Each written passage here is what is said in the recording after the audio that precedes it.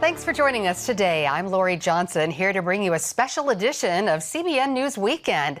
Well, you, the viewers, have spoken. Interest in one specific health topic we've covered is always very high, so we decided to bring you an entire show dedicated to the benefits of coconut oil. 5 million Americans currently have Alzheimer's disease, and that number is expected to greatly increase as baby boomers age. But one product may be helping. For some, coconut oil is slowing the progression of Alzheimer's. Take a look. Steve Newport's Alzheimer's disease has slowed considerably. Some of his symptoms even reversed, thanks to an unlikely treatment prescribed by his wife, Dr. Mary Newport, a physician who runs a neonatology ward at a Tampa, Florida hospital. She became determined to help her husband after he failed the so-called Alzheimer's clock test. He drew a few little circles and several numbers, just in a very random pattern. Didn't really look anything like a clock. And the doctor pulled me aside and she said, you know, he's actually on the verge of severe Alzheimer's at this point. He's beyond moderate. So that was very, very devastating news. Dr. Newport began learning everything she could about her husband's disease. It appears to be a type of diabetes of the brain. And it's a process that starts happening at least 10 or 20 years before you start having symptoms. And it's very similar to type 1 or type 2 diabetes in that you develop a problem with insulin. In this case, insulin problems prevent brain cells from accepting glucose, their primary fuel. Without it, the cells eventually die. But there is an alternative fuel, ketones, which the cells easily accept. Ketones are metabolized in the liver after you eat medium-chain triglycerides, which are found in coconut oil. So Dr. Newport added coconut oil to Steve's diet. Just 2 weeks later, he took the clock test again, and as you can see, demonstrated stunning improvement. I thought at the time, was it just good luck? Was it a lot of prayer? Was it the coconut oil? And I thought, well, we're going to keep the coconut oil going. Then 3 weeks later, he took the clock test a third time and continued to get better. And it wasn't just intellectually, he also improved emotionally and physically. He was not able to run, he was able to run again. He couldn't read for about 1.5 years. But after somewhere around 2 or 3 months, he was able to read. Instead of being very sluggish, not talking very much in the morning, he would come out, you know, with energy and talkative and joking, and he could find his water and his utensils. Dr. Newport documented Steve's success in a book called Alzheimer's Disease, What If There Was a Cure? She received this stack of thank you letters from other people whose loved ones' Alzheimer's was helped after they followed Steve's diet. And while coconut oil is encouraging, there's actually something much more powerful. A team of biochemists led by Professor Kieran Clark at England's Oxford University have developed a ketone ester that packs a punch 10 times greater than coconut oil. It reaches quite considerably higher levels, and you can get whatever levels you want depending on how much you drink. The problem is they need millions of dollars to mass produce it. Very expensive. And so we can't make very much of it ourselves. And what we would like is funding so that we could actually scale up and make it. But of course, there's no real profit in manufacturing stuff like that. So until a high-potency ketone ester is available to the general public, coconut oil is still a good ketone source. Just make sure it's pure, non-hydrogenated. Avoid any hydrogenated oil, which is the same thing as dangerous trans fat. Many people avoid coconut oil because they think it's bad for them, but it's actually very healthy. Dr. Beverly Teeter is a researcher at the University of Maryland who specializes in dietary fats. She says years ago, coconut oil was criticized for raising cholesterol. But scientists have since learned there are two kinds of cholesterol, LDL, the bad kind, and HDL, which is very good for you and is the kind coconut oil raises. So they put out the message that it increased serum cholesterol, but the truth of the matter was it was helping the profile of the serum cholesterol. That never has been corrected in the public press, and I think that's the reason people have misconceptions about it. So not only does coconut oil improve your cholesterol levels, Dr. Teeter says the way it helps the brains of some Alzheimer's patients can be extended to people with Parkinson's disease, ALS, epilepsy, dementia, even schizophrenia and autism. And one more thing, coconut oil is a natural antibiotic that also helps kill viruses like HIV and herpes viruses. But the coconut oil tends to keep the bacteria down so that if you're assaulted with the virus, your immune system can concentrate on the virus. It doesn't have to concentrate on 27 other bacteria that you may have been exposed to that day. So consider coconut oil to improve your overall health and perhaps even go so far as to stave off life-threatening diseases. Oh, yeah, that's good. Oh, yeah. Yeah, and we put it in food a lot. If you're someone who has never used coconut oil, stay with us throughout the show. I'll be giving tips on how you can get started and some of the best ways to use it. Well, it's a brutal wasting disease that slowly robs the victim of its life of its victims. ALS, or Lou Gehrig's disease. Patients lose their ability to walk, talk, eat, and eventually their ability to breathe. But now there's hope for ALS victims through a new treatment that's gaining ground. I know, you can do that easy. Deanna Tadone was a beautiful bride and a recent law school graduate when her doctor told her she didn't have long to live. And he said, "You have ALS." And at that moment, I felt like I left my body. Deanna's father, an orthopedic surgeon, was shocked by what little help was available. We took her to all the various citadels that specialize in ALS. And to my chagrin, there was nothing that could be done for her. Unable to accept defeat, Dr. Tadone devoted himself to developing a treatment to help his daughter. I call myself the resident guinea pig. Finally, one worked, meaning it significantly slowed the progression of Deanna's ALS. He calls it the Deanna Protocol. It consists of supplements like AKG. So we put her on the AKG, and then we ran out of it. Within one day, her tremors became unbelievable. Okay. Put her back on it, got some more, put her back on it, the tremors subsided. Dr. Tadone chronicled his daughter's success online. Soon dozens of other people with ALS tried the Deanna Protocol and experienced similar results. People like Anthony Topazzi, the former president of the Mississippi Power Company. 6 months ago, I had a problem with excess saliva. I don't have that problem today. My voice is better than it was. It's not perfect, but it's better than it was. I couldn't drink water or take a pill without feeling like I was going to choke to death. Today I'm taking probably 30 pills a day. I don't even think about it. I could only eat soft food 6 months ago. I'm eating steak, ribs, anything I want today. Of the people who tried the Deanna Protocol, 75% report it slowed the progression of their ALS and reduced symptoms such as twitching and difficulty walking. Interest in the Deanna Protocol led researchers at the University of South Florida to study its effects on mice with ALS. It's important to recognize that the animal model that we use is very aggressive and is probably significantly more aggressive than the human form of ALS. The mice on the Deanna protocol had improved neurological scores, increased motor function, and most importantly, survived longer than the mice who weren't.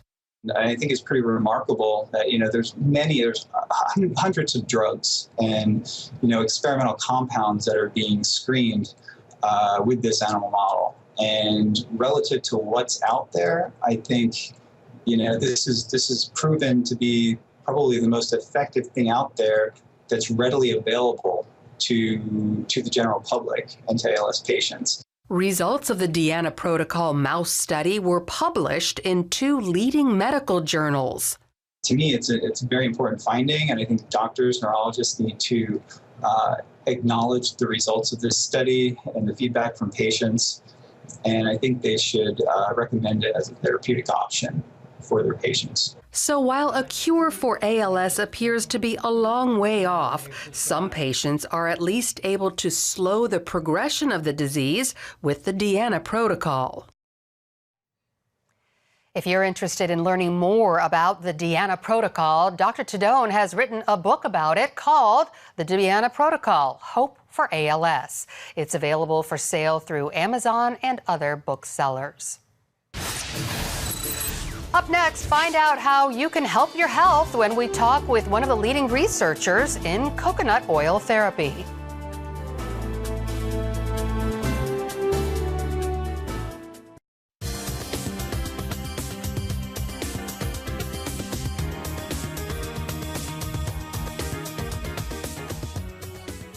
Just before the break, we showed you some non-traditional therapies for neurodegenerative diseases that are working, at least for some people. Neurodegenerative diseases are ones that affect the brain, such as Alzheimer's and dementia, Parkinson's, and ALS. Joining us now is Dr. Dominic D'Agostino, an associate professor at the University of South Florida and a researcher who is at the forefront of some of these therapies.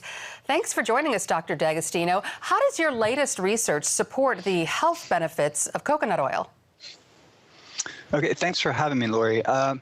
The research that we're doing was actually inspired by Dr. Mary Newport, and Mary's observation of Steve responding to coconut oil interested me because we look at ketone bodies as a way to enhance brain metabolism, and we know that ketone bodies can be generated by coconut oil or the fats that are found in coconut oil, and they function as an alternative energy substrate. And they also have unique properties like anti-inflammatory properties. And also some effects that we're looking at now include an increase in brain function and also an increase in blood flow. Well, when you talk about these ketone bodies that are in coconut oil, and a lot of people wonder, are there any other foods that contain these ketone bodies? Yeah, well, medium chain triglycerides are derived from coconut oil, and these fatty acids are found in palm kernel oil, and they're an 8-carbon or a 10-carbon fatty acid.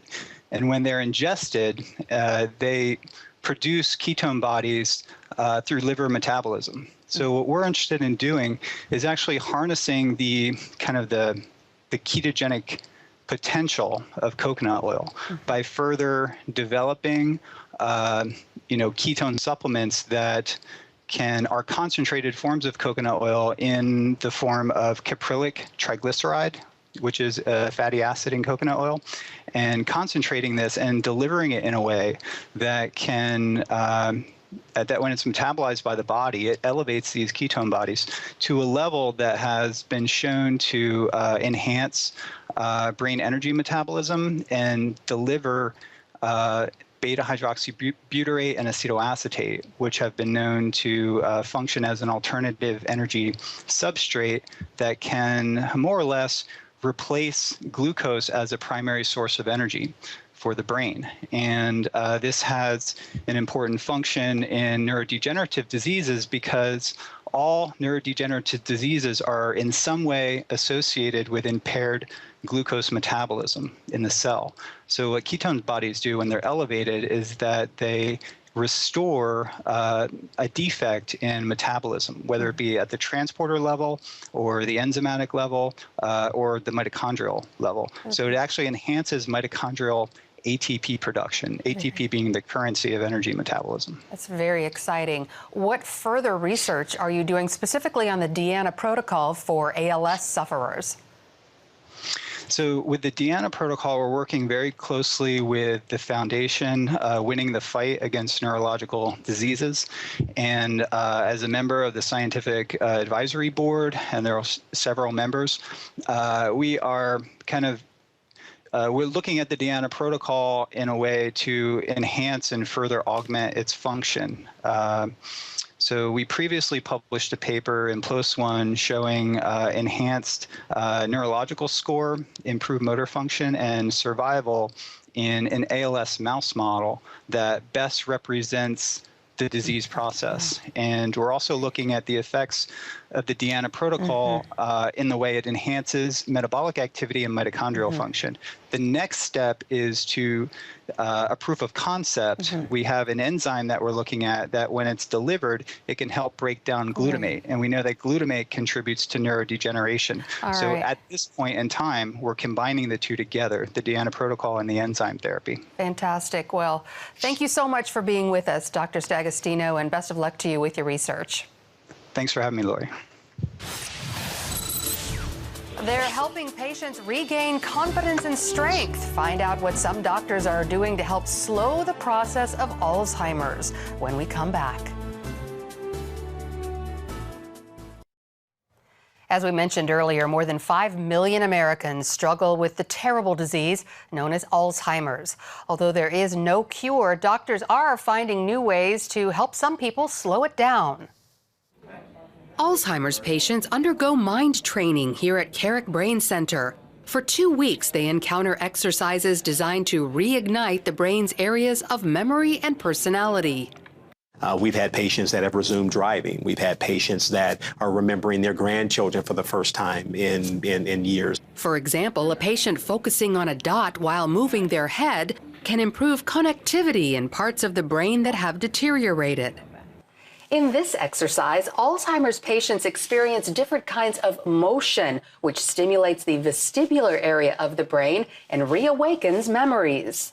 After her Alzheimer's diagnosis, Rosalie Kriesel gave up baking, although she used to love it. How's that? Good? That's all right. Okay. After spending time here, Rosalie regained enough confidence to make cookies and a cake. That really helped to start with, you know. We could really see a change, and her personality was better. She was more bubbly. So she kind of got her personality back. Jean Jones experienced terrible anxiety because she confused her nightmares with reality. That's gone now. So it's made it wonderful, really. And that was really hard on me as a caregiver, trying to be understanding with that and explaining to her 15 to 20 times a day that that's not really what happened, that was just a dream that you had. While these stories are encouraging, doctors want families to be realistic about the results. And the thing I can say is they're not degenerating at the rate that the disease normally declines at, which I think is very, very important, because the biggest thing that we want to do is increase function enough to where they can interact with their family and then not lose that as fast. Because everybody wants that extra minute, that extra hour, that extra day, that extra month. And if we can give those things, then I feel like that we're restoring some humanity that they just didn't have before. After patients leave the center, it's crucial they keep their minds working.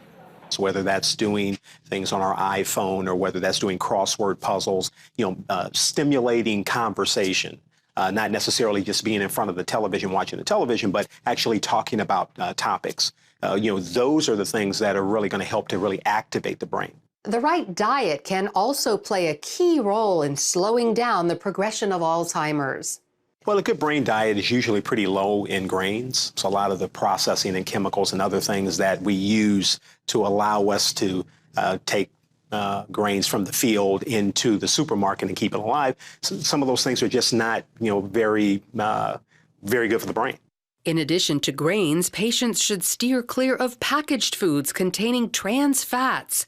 Research from the University of Oregon shows that people who consume trans fats, also called hydrogenated oils, perform worse on thinking and memory tests, plus had smaller brains. We know that in Alzheimer's disease that the brain shrinks at an accelerated pace as the disease and pathology spreads to a certain part of the brain. But if you have a larger brain and more brain tissue, you might have a reserve to handle that pathology better. Scientists discovered the people with the larger brains ate diets high in vitamins B, C, D, E, and fish oil.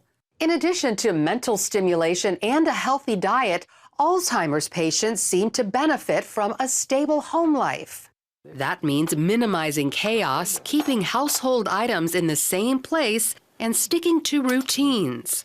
You know, if you're adding a lot of new things into the environment, that can be a challenge for patients who are having memory issues.